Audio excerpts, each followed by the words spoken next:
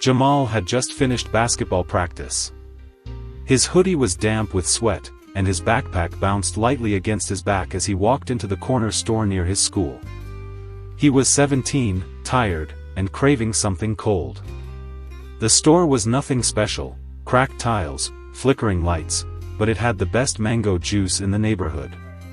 He walked in, nodded politely at the cashier, and made his way to the fridge. Nothing seemed unusual.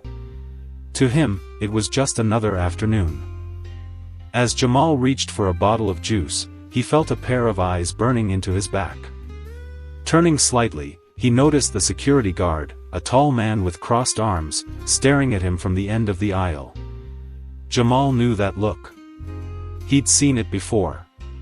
He ignored it, pretending not to care, and walked slowly toward the counter. But he could feel the guard following him. With every step, the distance between them shortened, and the air grew heavier. Just as Jamal placed the bottle on the counter, the security guard stepped in front of him. "Empty your pockets," the guard ordered. "What?" "I didn't take anything," Jamal replied, confused. "You've been acting suspicious," the guard said. The cashier looked uncomfortable but said nothing. Jamal stood frozen, stunned by the accusation. Customers in line turned their heads, whispering. "I'm paying for this," Jamal said, holding out a crumpled $5 bill. But the guard grabbed his arm. The situation escalated quickly. The guard called the police, claiming a suspected theft. Jamal begged the cashier to check the cameras, but the man shrugged, unwilling to get involved. Within minutes, 2 officers arrived.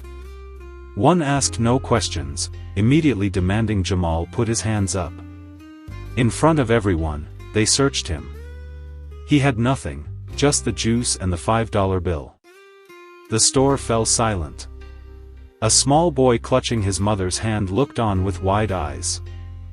One of the officers eventually asked the manager to review the security footage. The tape clearly showed Jamal walking in, grabbing the juice, and heading straight to the counter. No suspicious moves.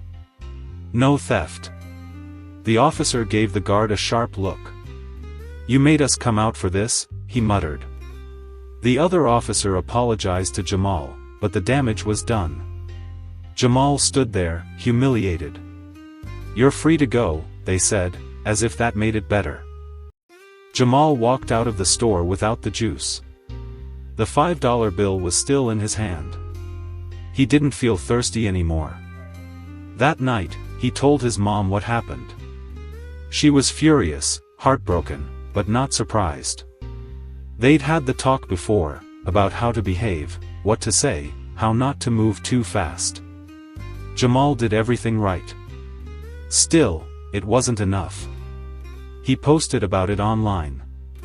His story caught fire. Comments flooded in, some supportive, others denying his reality. A local reporter reached out. Then a civil rights group. Within days, protests formed outside the store. People held signs that read, "Shopping while black isn't a crime." Jamal didn't ask for any of this. He just wanted a juice. But now his face was on the news, his voice amplified. He spoke at a rally the following week. "I'm not a headline," he said. "I'm just a kid who was treated like a criminal for no reason." The crowd cheered. His truth echoed far beyond the store.